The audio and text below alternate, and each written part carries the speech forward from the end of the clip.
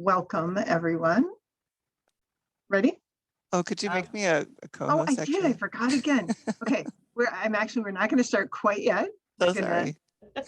We got so involved in talking about our first jobs that we forgot to do the actual business we were supposed to attend to. So sorry about that, everyone.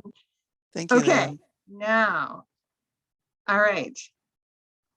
Terrific. So thank you everyone for joining us today for the 10th annual Wild Wisconsin Winter Web Conference. I'm Leah Langby with the IFLIS library system, and I'm moderating the management track. And assisting me today is Shauna Kasecki with the Southwest Library System. We're glad to have you here.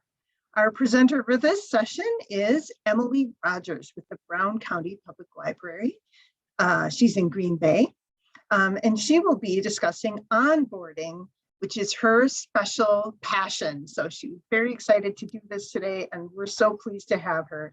And Emily, whenever you're ready, please go ahead and begin. All right, I'm going to share my screen here, and hopefully this will be fairly seamless. All right, I believe you should all be seeing that, yes? It's true, we are. Perfect. All right. Well, thank you so much for joining us today for this session on onboarding. I'm super excited that you guys have picked this topic to attend, and I hope I do honor by what you're hoping to learn today. I welcome any questions, so please feel free to put questions in the chat while we're going through this, and either Leah or Shauna can interrupt me if needed. Otherwise, there should be time at the end for us to go through questions as well. So, you know, anything I can help answer. I like to keep webinars kind of casual and a little less formal, because I know this is like a learning and sharing process. So I'm going to share with you guys all the things I've learned about onboarding, and certainly I'm not an expert by any means. And there's a lot of really great information out there about onboarding and some great examples you can see from other organizations. So I'm going to share with you today the things that I've learned about bringing a new employee into your library. So this is the Welcome Aboard Planning for New Employee Success. A little bit about my background and where I work, because I think that's relevant for like what we've created for our onboarding. So I'm at Brown County Library in Green Bay, and we serve the whole county. We've got 9 branches and a bookmobile, and we've got fully staffed. We're just shy of 120 employees at this point. So we've got a lot of moving parts and a lot of pieces within that. So it's really important for us to have a thoughtful way of bringing people on board. So that's what I'm going to talk about today. So let's just talk about like what is onboarding, because I know that's a term that gets thrown around out there in the HR world. So for me, onboarding is really that organized method by which you bring a new employee into your library. And it's a way for us to ensure that each employee is given the tools to be successful in their new job. And that goes from meeting coworkers and getting a tour of your library or your facility, to the whole training on individual tasks. I think it's really important to have that like thoughtful process of how you want to bring in a new person and really have a plan for how to bring in that new person. So let's talk about like, why is onboarding important? And I know a lot of you realize why onboarding is so important, but I just want to kind of touch on this because this has been really important to me in my career about how we plan all these pieces. So for me, onboarding really is providing that framework for training, which I think is really important. And it kind of goes back to the pie piece underneath it about reducing anxiety for yourself, which we'll talk about that in a second. But providing that really thoughtful framework for training to make sure that we are thinking through what each employee needs to really be successful in their role. And it creates that consistency. I hear all the time from people in different organizations, and even within my own organization, that like, you know, I didn't hear about that. Nobody trained me on that. So that's where like the onboarding process is like this living organism that's always changing, because we want to make sure that we are consistently sharing information about our growing and changing organizations that we work for, but making sure that we consistently talk to each employee about what they need to know to be successful in their jobs. And of course, this is developing employee success. So the most important piece about onboarding is really providing those tools and support for a new employee to be successful in their job, because they really need to know like that they're going to get the training and the support in order to learn what's expected of them in their new role. And that's going to go into that reducing anxiety for employees that, you know, people want to know, like, what are you going to tell me? How am I going to get trained? And am I just going to be thrown out on desk with no training? And literally, like, we've certainly done that here at Brown County Library, where first day in, we really needed somebody like helping out. And we've had them on desk, which is hard. It's scary. So we want to make sure that we're reducing anxiety for that employee as much as we possibly can. And then also like having that thought out framework of a training that's consistent for everybody is going to reduce your own anxiety about bringing somebody new in, because it's hard with all the challenges that we face. I'm assuming a lot of people on the call today are part of that onboarding process, either supervising, managing, hiring people. It's scary bringing in a new person that you're responsible for in the midst of all the other things that you have to do on a daily basis. So having a thought out plan for how to train them just really helps reduce that anxiety for yourself, because it kind of runs itself after a while. You have to be there for certain pieces, but you know what those pieces are. So it's a little bit easier to manage. So who should be onboarded? And I just want to point out that when we talk about the who should be onboarded, we're talking about employees, obviously. So any of those new hires that you have coming on board, but this is also something you can use for your volunteers.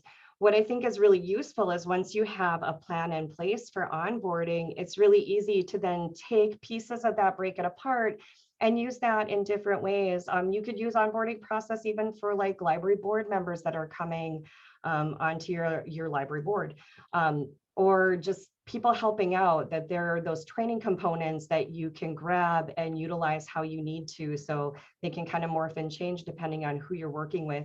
But having that framework for even your volunteers makes it a little bit easier to bring volunteers into an organization then.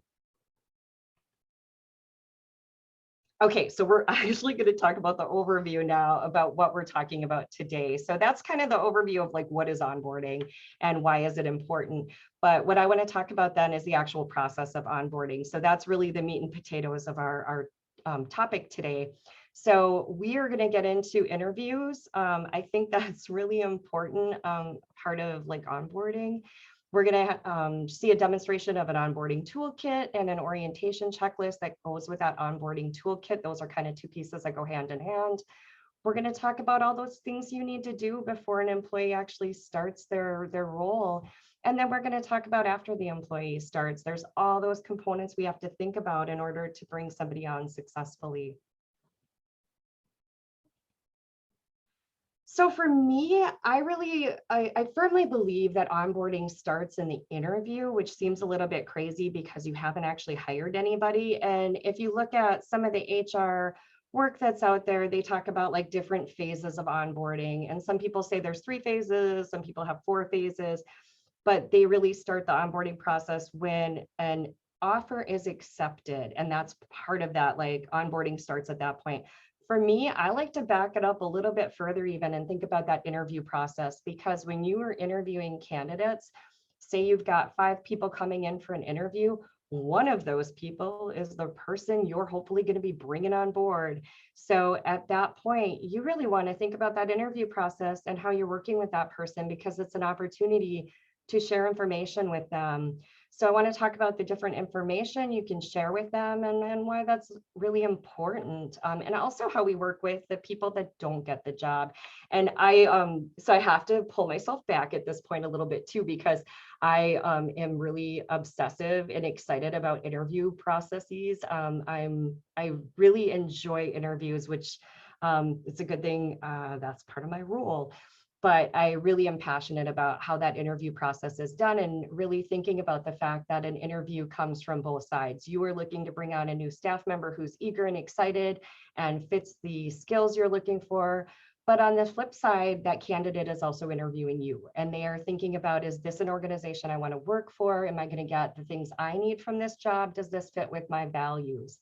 So it's really important that we're sharing information with each candidate that's coming in so that we know if they're a good fit. I know it seems really competitive in an interview process, but the reality is we're both looking for a good fit where something feels safe and, challenging work that really feeds our souls. So we want to make sure that when we're doing an interview, as part of like really thinking about this as like pre-onboarding, sharing that information. So giving an overview of your library and the structure of your library. So for myself, I think about how I want to share that we're a 9-branch library system. We have a bookmobile, how we share staff across all of those libraries, and that we're serving this larger community. So while each library has their individual communities they're serving that are unique, we have this commonality and consistency of policy and procedure that we all work within. So I like talking about that because I think that's an important structure for people to know about if they're coming into our library, because that is different than a standalone library. I want to make sure that I'm talking about that community component, who they're going to be working with and who they might be serving, and making sure that my questions are going to reflect that. I also like to make sure, and this goes for like every single position that we're hiring for, I like to talk about our funding sources. So for our library, we are a county funded library. So of course, the interesting thing trying to explain that to somebody from outside the library world is saying like, well, we're a county department, so we receive funding from the county, but statutorily we are separate from the county in that we have a library board that governs our budget and oversees our policies. So it's like an interesting relationship. But I also think that's really important for people to know when they're coming on board a new organization. And then we talk about job specific information. So we typically partner in interviews, and I partner with the hiring manager and then myself as like kind of an HR rep for the library as the deputy director. And I usually have the manager then talk about like the day-to-day work of the position and what that looks like, so that they can really give the person an idea of what the job is going to entail, what they can expect, and then ask questions about that. And then we always like to make sure we do a tour. So tours are really important to me. I like to make sure that people get to see where they're going to be working and get a feel for like, who are the people that are using the library and what do the spaces look like? What does it feel like? How is it organized? Who am I going to be working with? So I like to make sure that we're including all those pieces in it.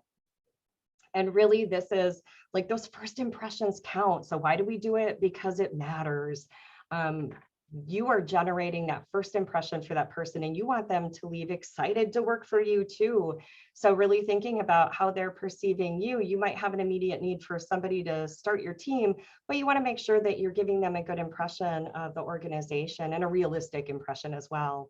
It also increases advocacy. So one thing I want to say about that is, of course, we're going to go back to like, we're interviewing 5 people. We're only going to get to actually take 1 on board.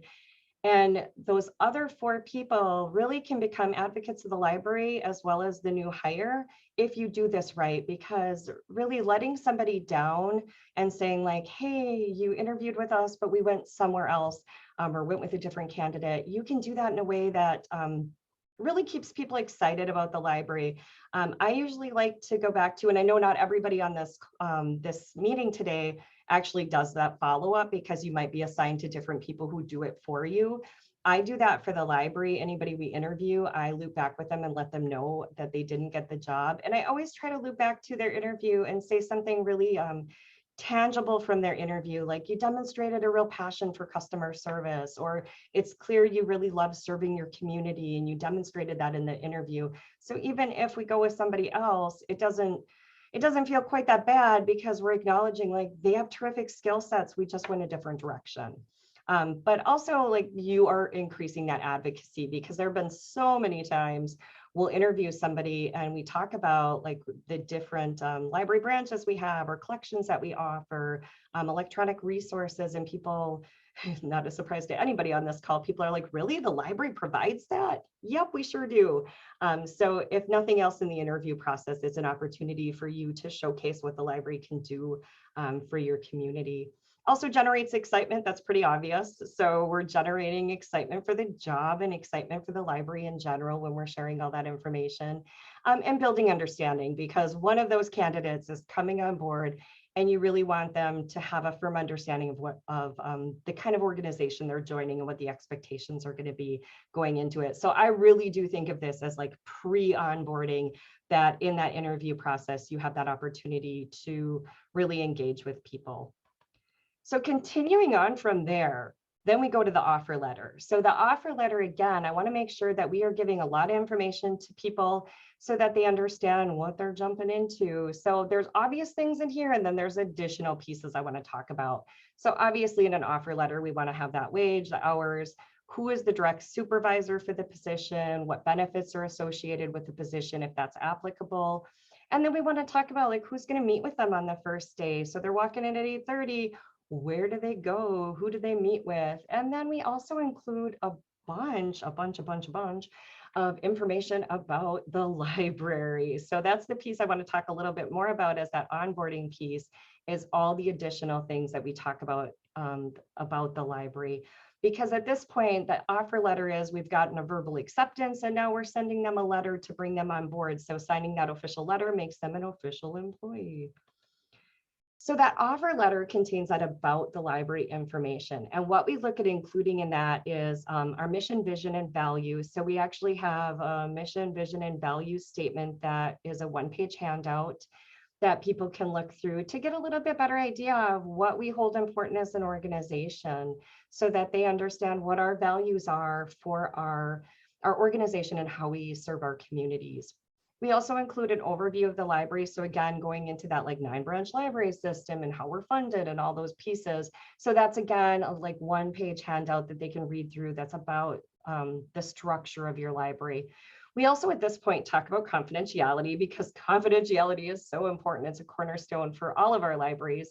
And is a little bit different than if you're interviewing people who are coming in, like never had a job before, this is their first job, or they're coming from retail or another area where confidentiality isn't necessarily something you have to worry as much about, but for libraries, that is so critical. So we usually include something about confidentiality in our offer letter, just so that people know when they're coming on board that we really value that confidentiality of information within the library. And then we talk about dress code. I know some of this stuff might be like my own anxieties about like when I'm starting a new job. I want to make sure like I walk into a library and I'm not dressed inappropriately. So I show up in blue jeans and everybody's in like casual business attire. So I like to make sure that we are sending out our dress code and that people have a good understanding like what's expected for dress when you come into the library, because there's nothing worse than being a new person on your first day and feeling like, ooh, I wore the wrong thing, or I wore like a graphic t-shirt with a cute book phrase, but that's not acceptable at this library. So I want to make sure people know coming in, like, what is that dress code? Because nobody wants to feel other on the first day. That's really hard. You already feel kind of other enough. And the other piece I like to include is parking. Parking is so important if that's an issue for your library. If you have ample parking, great. Here at Brown County Library at our central branch, we don't have a lot of downtown parking that's easily accessible, or for long-term parking, say like an 8-hour day. So it was kind of funny when I started here. I was told you can park for the first day in this spot. And then after that, somebody on the first day will talk to you about parking, and then you'll get a parking spot worked out for like ongoing. And it was getting to be 5 o'clock and nobody had talked to me about parking. And I was absolutely in a panic about like, but where do I park tomorrow? So I really think it's important, and it's not just about my own anxiety here, but I think it's really important for people to know like where's the parking and what's expected for parking if they're going to be driving to work. So we like to make sure all of that is in that offer letter so that people have all this information that they can review before they actually start, so that they feel like they're coming in with a good foundation into your library. All right, so let's get into the toolkit. Okay, so at Brown County Library, we created a toolkit for onboarding. And I like to talk about this toolkit because it's the framework for everything. And I really want to stress the fact that like, oh, so this could seem daunting, creating a whole toolkit that supports your onboarding process. And I want to talk about the fact that like, I know we all come from different size libraries. We have different support systems. We have different level of staffing support for this. So how do you create an onboarding toolkit when you have a smaller library, or you're short staffed and you don't have a lot of people to dedicate to creating these kind of resources? And I really want to stress the fact that this kit can be as big or as small as you need it to be. and you can really add to it over time. So you're never going to have the perfect onboarding because people change and organizations change and systems change. When I was preparing for this talk, there were a bunch of things I found that were outdated on slides that I was like, oh, I better update that. So this was a good refresher for me to make sure all of our ducks were in a row. So it's a good cleanup time. But the toolkit really can be what you need it to be. And what I have found really helpful for myself is that when I am bringing a new staff member on, I know it's not always going to be perfect. So I'm making notes to myself of like, next time I'm bringing somebody in, maybe I want to make sure we talk about this. So let's like jot some notes down and then create something. So this can be a growing process. I don't ever want it to feel daunting because that's not the goal either. Like this is a support system for your employees, but this should be easy for you to actually create and maintain, hopefully. So let's actually take a look. I can't remember how many pages our onboarding is, but it's at least 14 according to this slide. So we've got multiple pages that really document the process of getting ready to bring your employee on board. So this actually goes through like the pre-steps before the employee starts, and then what you do after they start. There's also going to be a checklist we're going to talk about in a moment that supports this process as well. All right, so in the onboarding toolkit, this is going to go through all the things you need to do to prepare for your employee. So all those access things that we need to set up for a new employee to start. So they need access to their email. They need to be in the time card keeping system so they can track their hours. If there are computers they need to be assigned to or shared drives. I know a lot of our stuff is moving to the cloud, so making sure they're in the proper teams that they need to be into, what special software exists that we need to get them access to. We have a camera system, security cameras that our Associates Plus have access to. So we want to make sure that people have access to the things they need when they come on board. And of course, for us, what's unique, and maybe not unique for everybody on this call, but we have to work with our county technology department in order to get this access. So it's really important for us to have all this coordinated. The other piece I should mention with that setting up access is in the toolkit, then we have it mapped out like, okay, access to email, who takes care of that? So our admin associate initiates the email to set up the email access, but then our Department of Technology actually sets up the email access. So it's the chain of like who sets it up and how that happens. And then also like making sure they have access to the ILS when they start. So your cataloging system, it's going to be important that they're in there and ready to go the first day, especially if this is a really urgent hire and you need them like working in your catalog immediately. You're going to want that access set up. Do they need a phone line? So assigning that phone line as well. Making sure we're ordering name tags, business cards, and whatever keys they might need access to. And that could be keys to the desk, that could be keys to their office, keys to the building. So thinking about all those different access points that they might need. Along with that, in the toolkit, we also outline then setting up the workspace. So making sure they have a mailbox assigned to them if that's appropriate, that they have a desk identified. And I have seen this happen way too many times where somebody gets assigned a desk and they sit down and there's a bunch of stuff left over from the previous person in that position or who had that desk. And some of that stuff's relevant, right? Like there's files that maybe they need, but then there's some of that stuff that's in like the junk drawer or whatever, they didn't get cleaned out before the new employee comes. So it's really important, like cleaning that slate and getting it ready for that new employee coming in, that they can feel like this is my desk and I don't have to worry about like, do I throw away this gum somebody else left in the desk? That all of that's like refreshed for them. And then setting up their desk with supplies so they have the things they need right away on their first day. You want to think about how you want to welcome them into the organization. So thinking about personal space. I know here at Brown County Library, a lot of times when we are welcoming somebody new in, there's some pre-conversations between the supervisor and the new employee, and they find out like, what are your favorite snacks? So then the first day when they come in, maybe there's a card signed by all the staff and some snacks that are their favorite snacks. Or maybe a little trinket of like, they like hippos and here's like a little hippo trinket. So setting up that personal space so like the employee feels welcomed into the environment. The other piece is notifying staff. So making sure that everybody knows who's coming on board that day or ahead of that day. So those emails are really important to let other staff know, hey, we hired somebody. This is when they're starting. This is their typical work schedule, so that your staff aren't caught off guard by the new person who's coming in. Then you're going to want to create that first week schedule. So mapping out what's important for them. And we'll talk about like having a checklist is important, but having flexibility within that checklist too. So creating that first week related to this particular position and what the needs are at that moment in the organization. And then you're going to want to make sure that ahead of that employee coming in, that you're setting aside time in your calendar to meet with that employee and make sure that you're giving them any of the tools they need to be successful. So I like to look at if I have, so for myself, I'm hiring new managers that are branch managers. I want to make sure that I'm setting up time right away that like every day I can meet with them for the first week. And then maybe it's like once a week I'm touching base with them.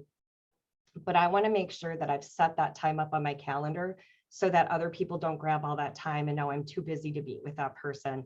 So setting aside that time ahead of time is really important if you can do that. And I realize some of our schedules are pretty hectic, so that can be tough.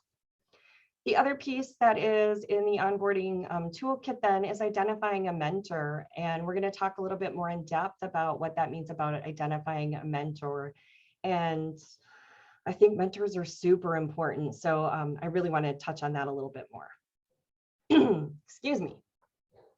I should pause too and ask, does anybody have any questions so far? We do have a few questions. All Yeah. right. So one person said that their HR department, I'm guessing it's the city HR department, but I'm not positive, maybe the libraries, is actually very helpful and involved in our hiring process. But there are some things I'd like done, yeah, city, thank you for confirming. But there are some things I'd like done a little differently for the library. Have you had to balance library goals with city HR goals in regards to onboarding? And do you have any advice about that? Yeah, that's an interesting process. And we have a similar relationship with our county. We're lucky that most county departments are structured different than us, and everybody knows we're a little bit different. And we've tried really hard to be good partners with them. So when I ask for those changes that are a little bit off of what they do, that they're pretty gracious about those, but there are some things I have to align with them on. One of the toughest pieces for us has been the fact that they do expect that people start at the beginning of a new pay period. And sometimes we're like, oh my gosh, waiting for the new pay period is so painful, especially if you're at the end of a week and you're making that offer. So it's hard to align with those time periods. But we have really like sat down with our HR partners and talked about the things we want and why we want them and why it's necessary for us. And they've been pretty responsive to that. Of course, you know, there's always compromises in that too. Thank you. Here's another one. Do you have any thoughts about how things are different when you're a staff person who is onboarding a new director, which I think happens, it does happen quite often. So do you have any thoughts on that? Yeah, I've certainly been through that process a couple times. Yeah, I think it's really important as staff to ask for that time to meet with that person and share ideas and thoughts, and hopefully they're receptive to that. But I think bringing in somebody new, I've always looked at it through a hopeful lens that they want to have those meetings and hear about the needs of the organization, and thinking through, you know, I try to put myself in their shoes, like what are the important things they want to know? Because I certainly have my own priorities, but what are their priorities, which are separate from mine? And what do they need to know to be successful in their job right away? So how can I help get them that information? So whether it's sending emails to share, like, here's where we keep XYZ, or for myself being the deputy director, and I realize that's different than some people might have a relationship with the executive director.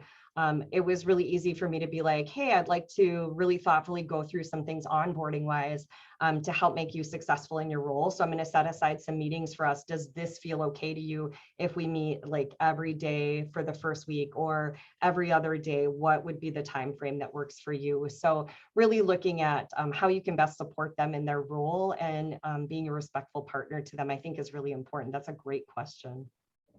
Thank you. And then one last one, just about the resources that you're sharing. One person is wondering if you'd be willing to share an example of the offer letter that you use, or that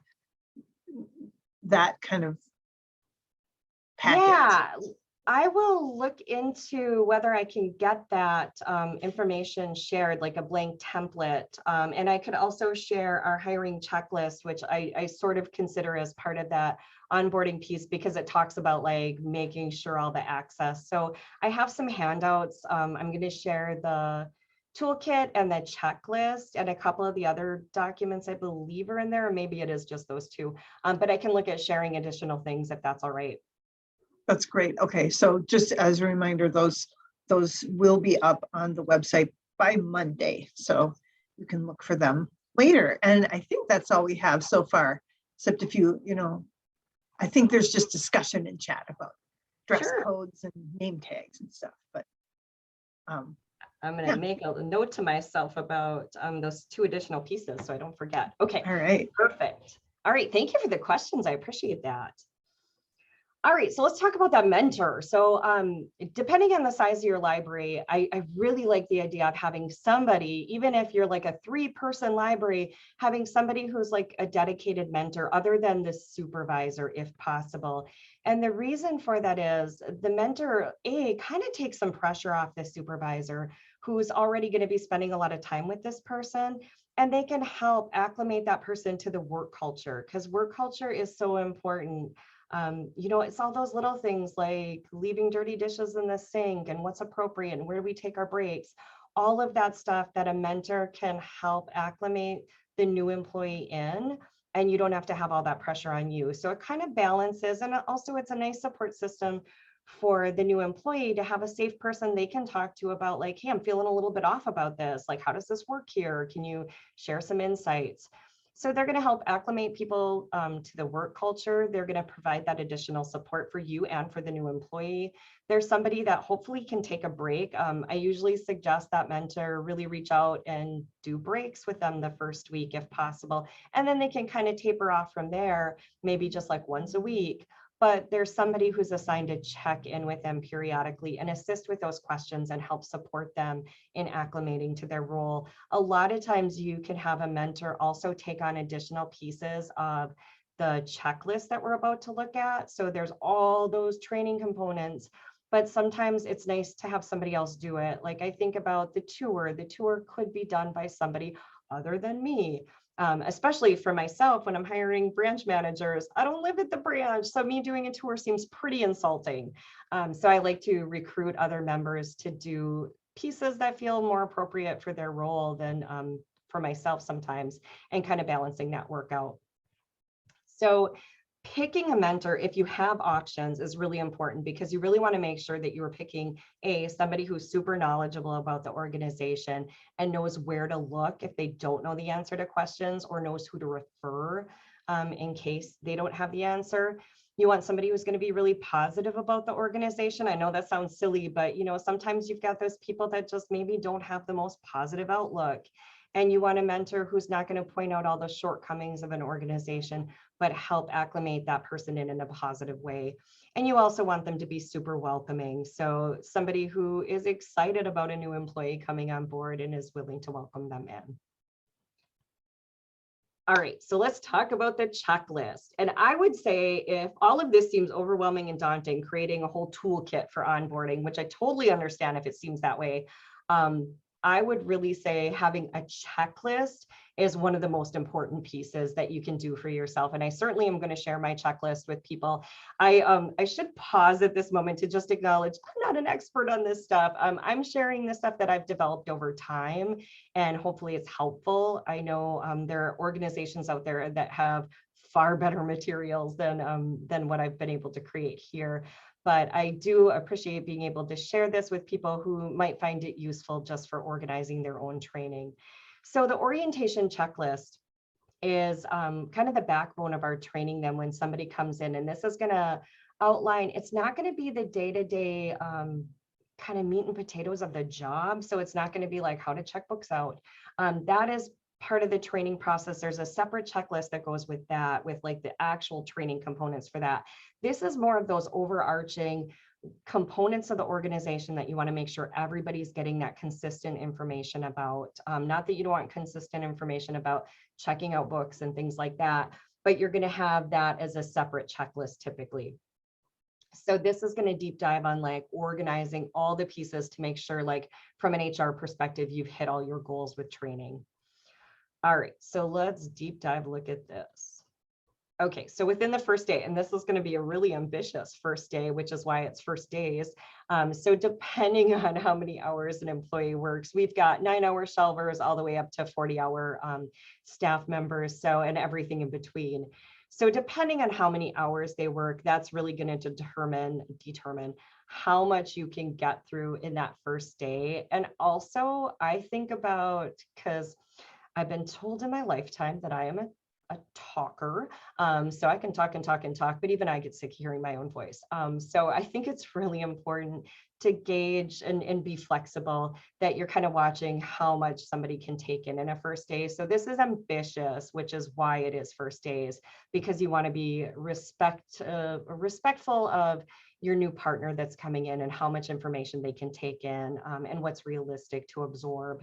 So there are things that we want to make sure that we're reviewing with our new employees. So, you know, I like to make sure we're doing like top view. So talking about our organizational chart, the location of our branches, and we do this with every new employee, talking about that confidentiality policy so they understand it in depth and how it looks in action at the library. So really giving examples of where you might inadvertently violate the confidentiality policy because you thought you're being customer service helpful.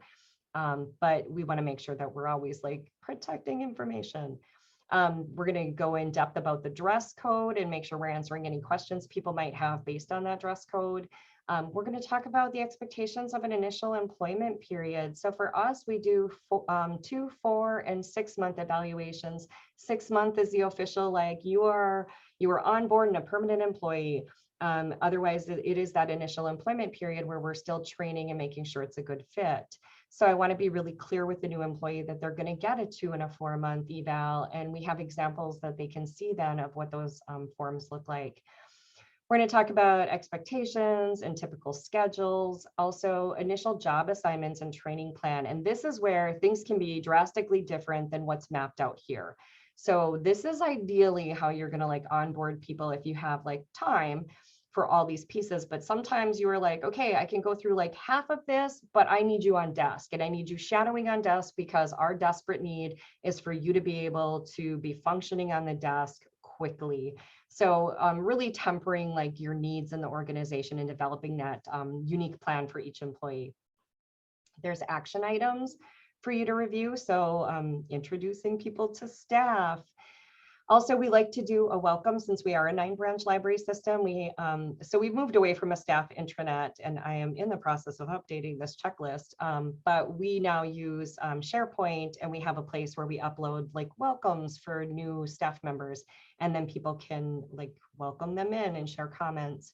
And we typically take a picture of them to share up on SharePoint.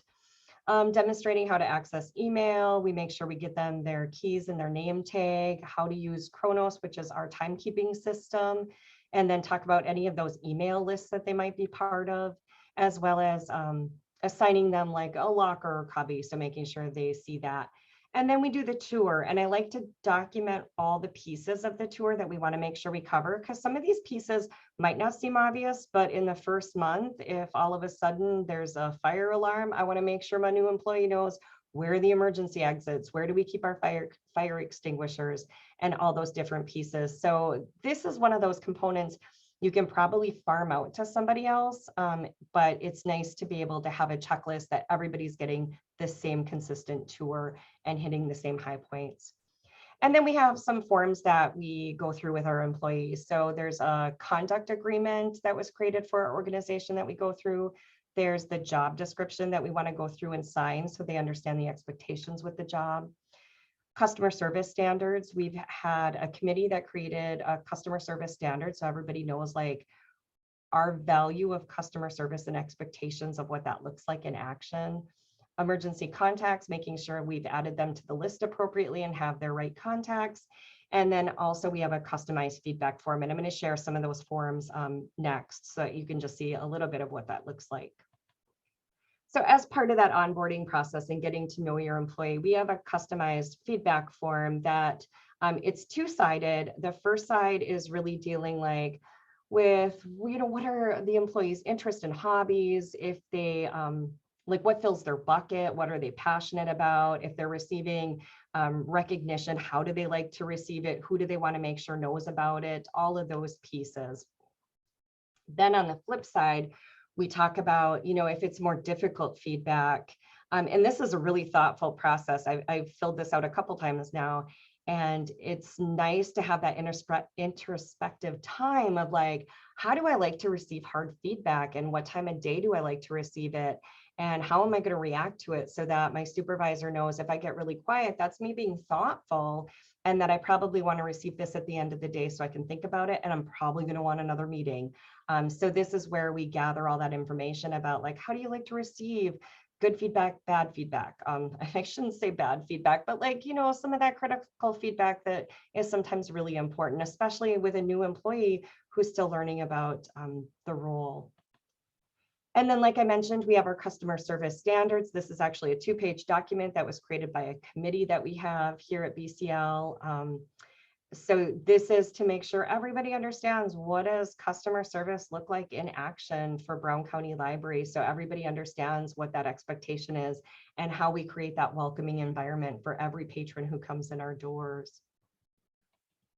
And then the last piece is that employee conduct agreement. So here at BCL, we have, it's actually affectionately referred to as PAIR, because we identified 4 values as employees. And this was an all-inclusive process with our staff, where we identified 4 values that all employees want to abide by. So this is different than our values as a library. This is actually internal, like with ourselves, our values as staff members. So professionalism, empathy, adaptability, and respect, which spells PAIR. And this document then outlines like our definition of that. And this was a definition that was created by all staff that were working here at the time. It needs to be refreshed because this is outdated. I think this is about 4 or 5 years old now. But this really helps people acclimate into the culture and understand what our values are then as an organization.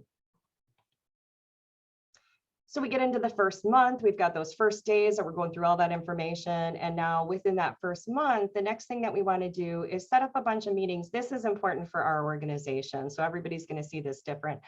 We really value having time with every employee to meet with members of our administrative team to get an overview of what their role is and how they might interact with that person.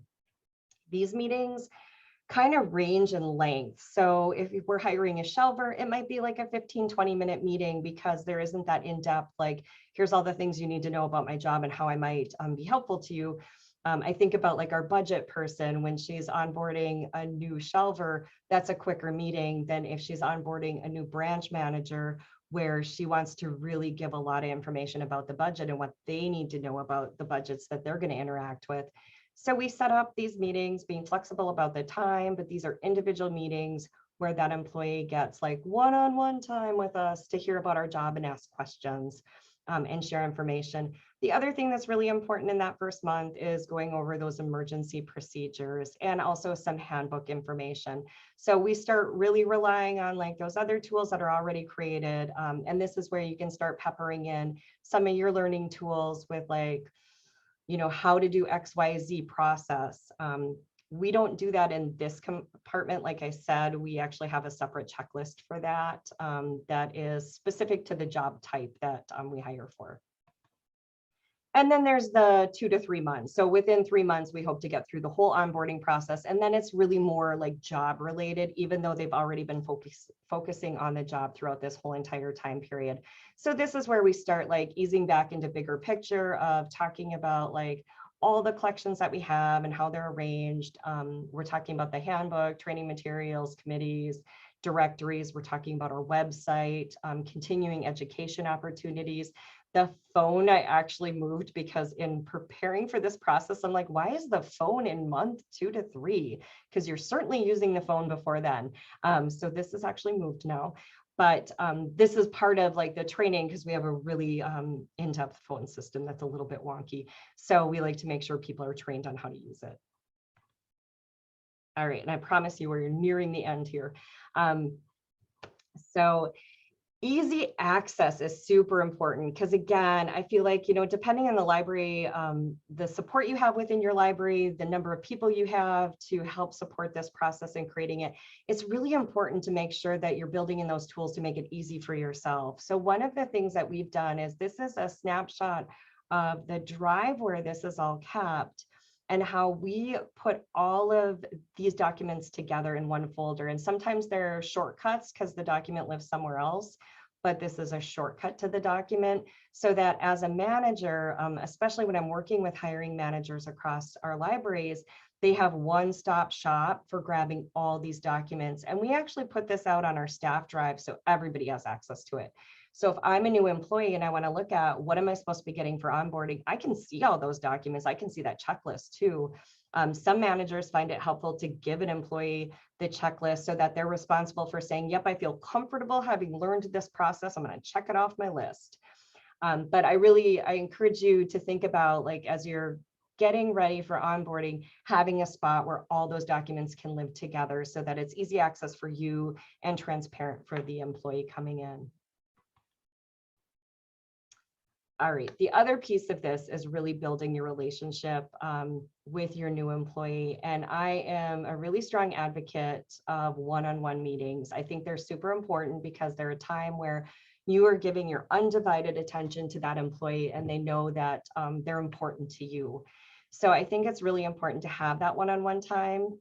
It allows you to get to know that employee. It allows you time to give and receive feedback from the employee so that they can let you know, like, hey, I've got all this stuff, but I don't feel like I'm learning it right. Or, you know, I need this presented in a different way for me. Is there a way we could work on that? It also normalizes meetings so that you're not just meeting with somebody when there's a problem, because nobody likes being called into the principal's office. So it's really nice to have that regular meeting time where people don't have to feel anxious or nervous about meeting with you. It's a great time to check in on goals and projects that the employee might be working on, seeing where they're at. And like I said, it demonstrates that value of the employee. So when I first started at Brown County Library and I suggested the idea of one-on-one meetings, people were, not everybody, some people were like, yes, one-on-one meetings are great. And I've been doing some of them. Some people were like, one-on-one meetings, what? I'm gonna take a sip here. Talking so much, my throat's getting dry. All right, so meeting with your employee, like what would you talk about with your employee? So if you're like, what are the topics I should be touching base with people on? You know, talking about how's your job going? How are things working? Is the training meeting your needs as a new employee? Are there additional tools that you might need to be successful in your role? Check in on how the mentor's doing. Are they getting good support from their mentor? That's also good feedback for you on if that person is a good choice as a mentor. Also, you know, how do they feel they're doing in their role? Do they feel like they're like really strong and successful? Do they feel like they need more support? Asking about how coworker relationships are developing, and are they feeling like people are giving them the support they need? Are there suggestions they have for improvement? I meet with every single new employee at BCL, and that is always a question I want to know is, how can we improve? How can we be better? How can we onboard people better and be more welcoming and support people in their learning process? And then just leaving it open to anything people want to share, because that open time, you really hear a lot of interesting thoughts from people. So I think that's really important. And that brings us to the end. Thank you so much for sitting with me today and talking through all of this stuff. We've got about 10 minutes left, so if there are additional questions, we can kind of chat through those. Excellent. Thank you, Emily. I am checking here to seeing a lot of people. People are wondering if they can see the previous slide one last time. This one? Yeah. Perfect. Absolutely. And just a reminder, all these slides are going to be available along with a recording and the handout goodies that Emily's been mentioning, the toolkit and the checklist, will be available on the Wild Wisconsin Winter Web Conference website by Monday. So you can look for that then. Any other questions for Emily? Do you suggest having more than one staff person share the mentoring process? Like, Ooh. I'm guessing, do you mean more than one person for each person, or assigning more than one mentor per person, or just? That's an awesome question. I actually just hired a new branch manager recently. And that is one of the things I looked at is I wanted 2 mentors for that person. So I wanted a mentor because I wanted to make sure he was learning all of the pieces of our ILS and learning, like there was some concern from the staff that they wanted to make sure there was a lot of staff that were new in the location or had moved locations. And they wanted to make sure the mentor came or the new manager came in and really understood the ILS really well. But also I wanted to assign a mentor that supervised a similar size branch. So I actually recruited 2 mentors then as support, which, you know, selfishly, I really love that for myself. I also think it's really good for him because coming in as a branch manager, you can feel a little isolated from your coworkers that are at that same level as you. So this is like regular touching base with other managers in a similar position. So I love the idea of sharing that mentoring position when it's appropriate. Absolutely. Excellent. Any other questions that folks are thinking of? We did have one comment from someone who said, I wish we could send, I wish we had enough people to choose from in terms of hiring. So if you have any, I mean, as long as we have time, if you have any thoughts about recruitment, that would be great to hear. Oh, recruitment's tricky. That is the piece that I really want to deep dive into a little bit more in my career. So yeah, I would love to hear other people's thoughts on that too. We've been kind of blessed in a bigger system and a bigger community that our pools haven't been too small, but they do thin out, you know, depending on the level of position we're hiring for. So sometimes that clerk and associate level pools, I'll have pretty healthy pools, but then they start to thin out as you get into like management level. And recruitment, I have really tried to do a pretty broad recruitment. So typically when we do positions that I think we might have a hard time pulling from, I will post with both of the library schools, so Milwaukee and Madison. We put things out on Indeed. I also lean into the library systems and I share with multiple systems my job postings and also WLA, making sure that I'm posting it there. So I try really hard to do like broad posting for sure. Thank you. Thank you. Thank you. All right. Well, we have so many people who are expressing their gratitude and saying how lucky the employees who work at Brown County are for having such a thorough and thoughtful onboarding process. So thank you so much for taking time to share your passion with us, Emily. And thank you everyone else for joining us today. And I just want to mention that there will be a short survey at the end of this session, and that will also be sent to your email later, and we really appreciate your feedback. Today is the last session. We just finished our last session, and we'll begin again at 9 in the morning tomorrow with tracks in marketing and also in small libraries. So I hope you all have a great rest of your day and hope that we maybe see a lot of you tomorrow. Thanks again, Emily. This was fantastic. Thank you. Thanks. Bye, everyone. Thanks, Shauna.